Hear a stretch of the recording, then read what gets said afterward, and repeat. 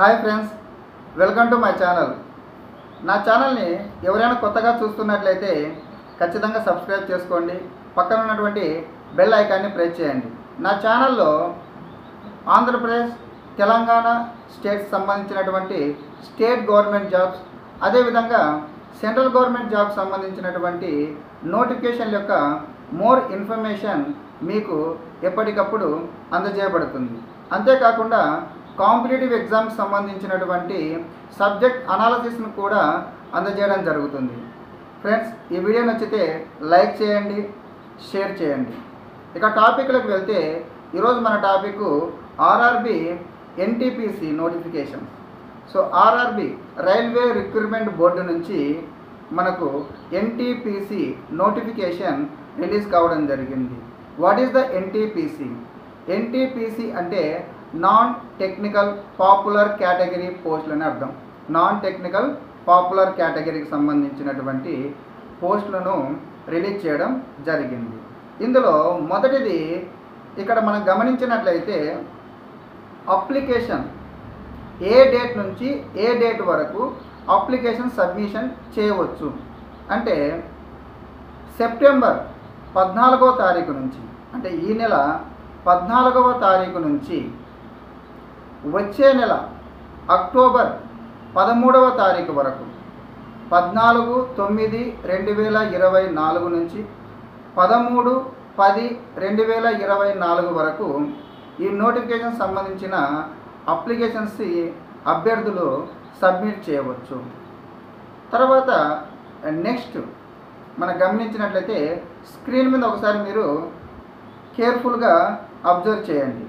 మనకి ఇక్కడ non technical popular category, non technical popular category పోస్టులు 5 కేటగిరీస్ సంబంధించినటువంటి పోస్టులను రిలీజ్ చేయడం జరిగింది ఆర్ఆర్బి వాళ్ళు. మొదటిది chief commercial come ticket supervisor, second one station master, third one goods train manager, fourth one junior account assistant cum typist, fifth one senior clerk cum typist. So 5 కేటగిరీలకు సంబంధించినటువంటి పోస్టులను release చేయడం జరిగింది.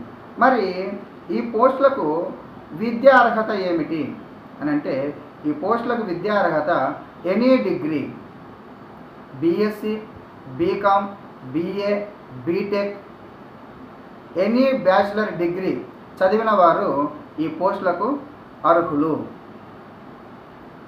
ఈ పోస్టులలో మనం గమనించినట్లయితే ఎనీ డిగ్రీ చదివిన వాళ్ళు, మళ్ళీ చెప్తున్నా చూడండి, BSc, BCom, BA, BTech, any bachelor degree వాళ్ళు కూడా ఈ పోస్టులకు అప్లై చేసుకోవచ్చు. ఫోర్త్ వన్ ఏజ్ ఎంత ఉండాలి, ఏజ్ లిమిట్ ఎంత ఉండాలి? ఏజ్ లిమిట్ 18 సంవత్సరాల నుంచి 36 సంవత్సరాల మధ్య ఉండాలి. ఏజ్ లిమిట్ 18 సంవత్సరాల నుంచి 36 సంవత్సరాల మధ్య ఉండాలి. ఆర్ఆర్బి వాళ్ళు చాలా కాలం తర్వాత, ఆల్మోస్ట్ ఆల్ ఫస్ట్ టైం చాలా కాలం తర్వాత ఏజ్ రిలాక్సేషన్ని, అంటే ఏజ్ని పెంచడం జరిగింది. ఈ యొక్క 2020లో కోవిడ్ వచ్చినటువంటి కారణంగా నోటిఫికేషన్ నోటిఫికేషన్ రిలీజ్ చేయడానికి లేట్ అయినటువంటి కారణంగా 3 సంవత్సరాల ఏజ్ రిలాక్సేషన్ పెంచడం జరిగింది ఆల్ కేటగిరీ వాళ్ళకి. ఇంతకుముందు 18 నుంచి 33 సంవత్సరాలు ఉండేది. ఇప్పుడు 3 సంవత్సరాలు పెంచడం ద్వారా 18 నుంచి 36 సంవత్సరాలు అభ్యర్థులు ఈ పాయింట్ని పర్టికులర్గా గమనించగలరు. ఏజ్ని పెంచారు.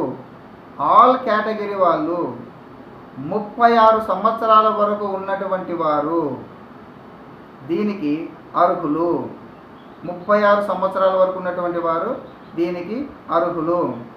దీనిని ప్రతి అభ్యర్థి గమనించగలరు. ఇక ఏజ్ రిలాక్సేషన్ని సపరేట్ కేటగిరీస్ వాళ్ళకి చూసినట్లయితే బీసీకి 3 సంవత్సరాల ఏజ్ రిలాక్సేషన్, అంటే 36 + 3 39 సంవత్సరాల వరకు బీసీ కేటగిరీ వాళ్ళు 39 సంవత్సరాల వరకు కూడా ఉన్నటువంటి వారు కూడా దీనిని అప్లై చేసుకోవచ్చును. ఎస్సీ ఎస్టీ వాళ్ళకి ఏజ్ రిలాక్సేషన్ 5 ఇయర్స్ మనం తీసుకున్నట్లయితే 41 సంవత్సరాల వరకు ఉన్నటువంటి వారు కూడా దీనికి అర్హులే. చూడండి, మొట్టమొదటిసారిగా ఆర్ఆర్బి వాళ్ళు ఏజ్ రిలాక్సేషన్, ఏజ్ని పెంచడం జరిగింది. దాదాపు సెంట్రల్ గవర్నమెంట్లో ఏజ్ పెంచడం జరగదు. దీన్ని ప్రతి అభ్యర్థి గమనించగలరు.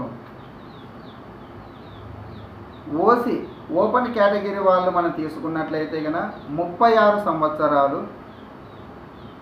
బీసీ కేటగిరీ వాళ్ళు 39 సంవత్సరాలు, ఎస్సీ ఎస్టీ వాళ్ళు 41 సంవత్సరాలు ఉన్నటువంటి, మరి ఇందులో చెప్తున్నాను మగవారు కావచ్చు ఆడవారు కావచ్చు, జెంట్స్ ఆర్ ఉమెన్స్ ఇద్దరికి కూడా పోస్టులు ఉన్నాయి. మరి ఓన్లీ జెంట్స్కే ఉన్నాయా, ఉమెన్స్కి లేవా? జెంట్స్కి ఉన్నాయి, ఉమెన్స్కి ఉన్నాయి. ఇది ఏజ్కి సంబంధించి పర్టికులర్గా దీనిని ప్రతి అభ్యర్థి గమనించగలరు. సో మళ్ళీ ఒకసారి చూస్తే 5 రకాల కేటగిరీ పోస్టులను రిలీజ్ చేయడం జరిగింది. విద్యార్హత any degree. Next age 36, 39, 41. Okay, ఇక ప్రధానమైనటువంటిది శాలరీ విషయానికి వస్తే మనకు కేటగిరీని బట్టి 29,500 నుంచి 35,500 వరకు బేసిక్ శాలరీ ఇవ్వడం జరిగింది.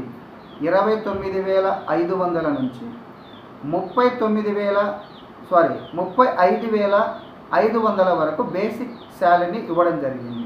అంటే బేసిక్ శాలరీ మీద మళ్ళీ HRA, DA, allowances, special allowance, ఈ అలవెన్సెస్ అన్నీ కలుపుకుంటే మొదటి నెలనే 50,000 వరకు కూడా గెయిన్ చేయగలరు. టోటల్ శాలరీ అలవెన్సెస్తో కలుపుకుంటే దాదాపుగా 50,000 వరకు కూడా శాలరీ అనేది రావడం జరుగుతుంది. ఇక ప్రధానమైనటువంటిది ఎగ్జామ్ ప్యాటర్న్ ఏ విధంగా ఉంటుంది? ఎగ్జామ్ ప్యాటర్న్ అనేటటువంటిది ఈ 5 కేటగిరీల్లో 2 కేటగిరీస్కి 2 స్టేజ్ ఆఫ్ ఎగ్జామ్ ఉంటుంది. 3 కేటగిరీ పోస్టులకు 3 స్టేజెస్ ఆఫ్ ఎగ్జామ్ ఉంటుంది. మొదటగా ఓన్లీ 2 స్టేజెస్ మాత్రమే ఉన్న కేటగిరీ పోస్టులను మనము ఒకసారి స్క్రీన్ మీద అబ్జర్వ్ చేసినట్లయితే గూడ్స్ ట్రైన్ మేనేజర్కి స్టేజ్ 1, స్టేజ్ 2 సిబిటి అంటే కంప్యూటర్ బేస్డ్ టెస్ట్ ఉంటుంది. సో సిబిటి స్టేజ్ 1, స్టేజ్ 2 2 స్టేజ్ల్లో మాత్రమే ఉంటుంది గూడ్స్ ట్రైన్ మేనేజర్కి. ఇక అదేవిధంగా ఈ యొక్క chief commercial come ticket supervisor ఈ 2 పోస్టులకు కూడా goods train manager and chief commercial come ticket supervisor ఈ 2 పోస్టులకు కూడా కేవలం 2 స్టేజ్ల్లో మాత్రమే ఎగ్జామ్ ఉంటుంది. CBT 1, CBT 2 computer based test అనేటటువంటిది ఉంటుంది. ఇక మిగిలిన 3 కేటగిరీలను మనం చూసినట్లయితే senior clerk cum typist, junior account assistant cum typist వీరికి 3 స్టేజ్ల ఎగ్జామ్ అనేది ఉంటుంది. సిబిటి 1, సిబిటి 2 ఈ రెండిట్లో క్వాలిఫై అయిన తర్వాత 3వ స్టేజీ టైపింగ్ స్కిల్ టెస్ట్ అంటారు. ఏమంటారు? టైపింగ్ స్కిల్ టెస్ట్ అంటే టైపింగ్ టెస్ట్ అనేటటువంటిది ఉంటుంది. ఇక చివరిగా స్టేషన్ మాస్టర్ కూడా 3 స్టేజ్ల్లో ఎగ్జామ్ అనేటటువంటిది ఉంటుంది. ఇక్కడ సిబిటి 1, సిబిటి 2 తర్వాత కంప్యూటర్ బేస్డ్ యాప్టిట్యూడ్ టెస్ట్ అనేటటువంటిది ఉంటుంది. కంప్యూటర్ బేస్డ్ యాప్టిట్యూడ్ టెస్ట్ అనేటటువంటిది ఉంటుంది. అంటే ఈ 5 కేటగిరీలో 2 కేటగిరీలకి 2 స్టేజెస్ ఎగ్జామ్స్ మాత్రమే ఉంటుంది. 3 కేటగిరీలకి 3 స్టేజెస్ యొక్క ఎగ్జామ్ అనేది కండక్ట్ చేయడం జరుగుతుంది. ఇందులో మొదట CBT1 అంటే ఏమిటి అంటే సింపుల్ అండి. CBT1 computer based test, computer ఆన్లైన్లో ఉంటుంది ఎగ్జాము. నేను అందరు అభ్యర్థులకు అర్థం కావాలని క్లియర్గా ఎక్స్ప్లెయిన్ చేయడం జరుగుతుంది. స్లోగా చెప్పని కారణం కూడా అందరు అభ్యర్థులకి అన్ని పాయింట్లు అర్థం కావాలి అన్నది నా ఉద్దేశము. CBT1 అంటే కంప్యూటర్ బేస్డ్ టెస్ట్ అంటే సింపుల్గా చెప్పాలంటే ఆన్లైన్లో ఎగ్జామ్ ఉంటుంది. 90 నిమిషాల్లో 100 ప్రశ్నలను కంప్లీట్ చేయాలి. ఆన్లైన్లో కంప్యూటర్లో 90 నిమిషాలు ఉంటుంది. CBT1లో 90 నిమిషాలు ఉంటుంది. 100 ప్రశ్నలు ఇవ్వడం జరుగుతుంది. ప్రతి ప్రశ్నకు 1 మార్క్ ఉంటుంది. 1/3 నెగిటివ్ మార్క్ అనేది కూడా ఉంటుంది. ఏంటి 1/3 నెగిటివ్ మార్క్ అంటే ప్రతి 3 ప్రశ్నలు తప్పు చేస్తే 1 మార్క్ మైనస్ అవుతుంది. వచ్చినటువంటి మార్కులో 1 మార్క్ మైనస్ అవుతుంది. కాబట్టి అభ్యర్థులు నెగిటివ్ మార్క్స్ ఉంటాయి కాబట్టి చాలా కేర్ఫుల్గా చేయాలి. సో CBT1 స్టేజ్ 1లో 90 నిమిషాలలో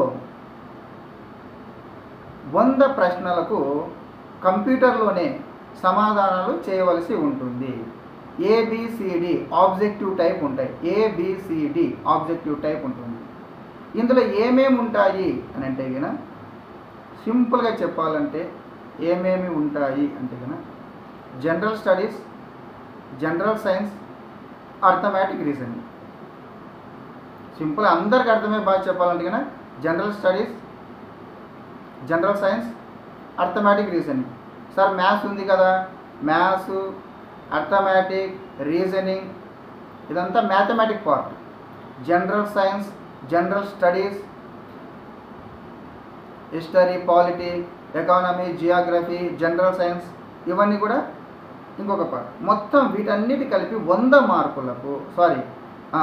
మార్కులకు ప్రశ్నాపత్రము ఆన్లైన్లో ఉంటుంది. ఆబ్జెక్టివ్ టైప్ ABCD ఆప్షన్ల ప్రకారం ఉంటుంది. Arithmetic, reasoning, general studies, general science వీటి మీద ఉంటుంది. ఇక CBT2 సెకండ్ స్టేజ్లో కూడా సేమ్ ఇవే ఉంటాయి. కాకపోతే 90 నిమిషాల్లో 120 ప్రశ్నలకు సమాధానం చేయాలి. CBT1 క్వాలిఫై అయినటువంటి వారికి CBT2 ఎగ్జామ్ కండక్ట్ చేయడం జరుగుతుంది. ఈ CBT2 ఎగ్జామ్లో 90 మినిట్స్ అలాగే ఉంటాయి, కానీ ప్రశ్నలు అనేటటువంటిది పెరగడం జరుగుతుంది. అంటే ఇక్కడ మనం ఏం చేయాలంటే కనుక 90 నిమిషాల్లో 120 ప్రశ్నలకు సమాధానం చేయవలసి ఉంటుంది. 120 ప్రశ్నలకు సమాధానం చేయవలసి ఉంటుంది. ఇక్కడ కూడా 1/3 నెగిటివ్ మార్కింగ్ అనేటటువంటిది ఉంటుంది. సో CBT1, CBT2 రెండు కంప్లీట్ చేసినటువంటి అభ్యర్థులకి మనం ఇంతకుముందు చెప్పాం 2 కేటగిరీస్ అని చెప్పేసి. ఆ 2 కేటగిరీస్ ఏంటంటివి? ఒకటి ఈ యొక్క గూడ్స్ ట్రైన్ మేనేజర్ కావచ్చు, గూడ్స్ ట్రైన్ మేనేజర్ ఒకటి, goods train manager. Second one ఈ యొక్క chief commercial come ticket supervisor. వీటికి థర్డ్ స్టేజ్ ఉండదు. ఇంకా థర్డ్ స్టేజ్ ఉండదు. మిగిలిన 3 కేటగిరీలకు థర్డ్ స్టేజ్ ఉంటుంది. థర్డ్ స్టేజ్ అనేటటువంటిది ఉంటుంది. ఈ సెకండ్ స్టేజ్ కావచ్చు, థర్డ్ స్టేజ్ కావచ్చు, ఈ స్టేజెస్ కంప్లీట్ అయిన తర్వాత మనకు ఏముండదండి. మీకు అర్థమయ్యే భాషను చెప్పాలంటే కనుక కళ్ళు సరిగా పనిచేస్తున్నాయా లేవా, మీ కళ్ళు సరిగా పనిచేస్తున్నాయా లేవా అనే ఒక టెస్ట్ ఉంటుంది. ఇందులో ఏముంటుంది? మీరు రైల్వే ట్రాక్ల మీద చూసింటారు, ట్రాఫిక్ సిగ్నల్ దగ్గర చూసింటారు, గ్రీన్, ఆరెంజ్, రెడ్. సో అటువంటివి. సో యొక్క కలర్స్ ఐడెంటిఫై చేయాల్సి ఉంటుంది. ఫర్ ఎగ్జాంపుల్ కొంతమందికి కలర్ బ్లైండ్నెస్ ఉంటుంది.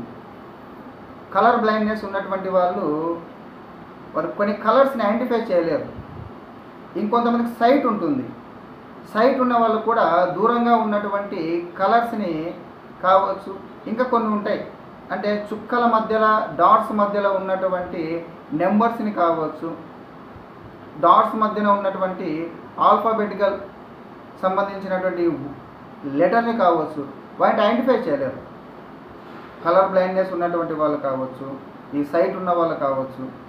సో మనకు సింపుల్గా అంటే మీ కళ్ళు పనిచేస్తున్నాయా లేవా అని చెక్ చేసే ఒక టెస్ట్ ఉంటుంది.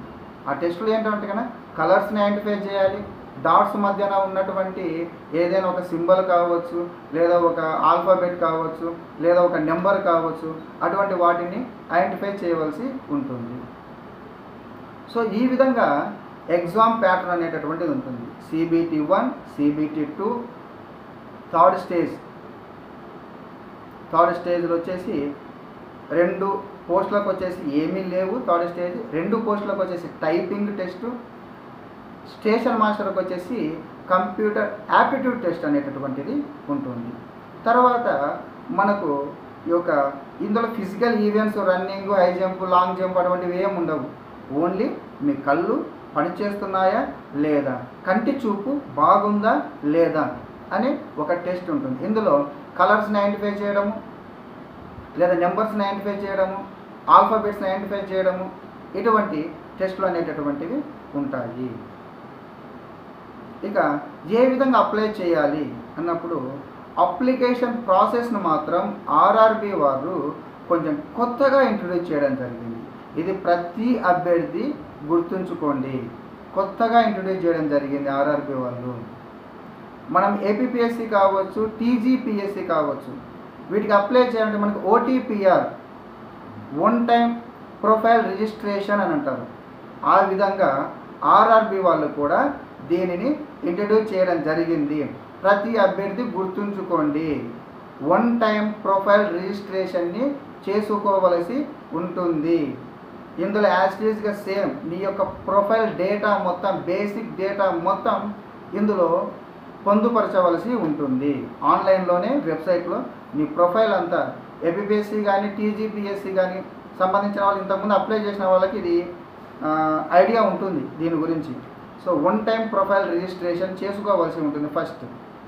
అంటే నీ బేసిక్ డీటెయిల్స్, నీ స్టడీ, వాటన్నిటిని గురించి కూడా. ఇక్కడ నీ 10th class all category, OC, BC, SC, ST, physically handicap ఎవరైనా కావచ్చు, ఆల్ కేటగిరీస్ కంపల్సరీ వారి యొక్క 10th క్లాస్ని అప్లోడ్ చేయవలసి ఉంటుంది. 10th class mark list memo ఉంటుంది కదా, దానిని అప్లోడ్ చేయవలసి ఉంటుంది. బేసిక్ డీటెయిల్స్ అన్నీ ఉంటాయి, name, father name, date of birth, Aadhaar number, నీ ఈమెయిల్, నీ ఫోన్ నెంబరు, పర్మనెంట్ అడ్రస్సు, ఇదంతా బేసిక్ డీటెయిల్స్ నువ్వు ఫిలప్ చేసుకుంటూ వస్తావు.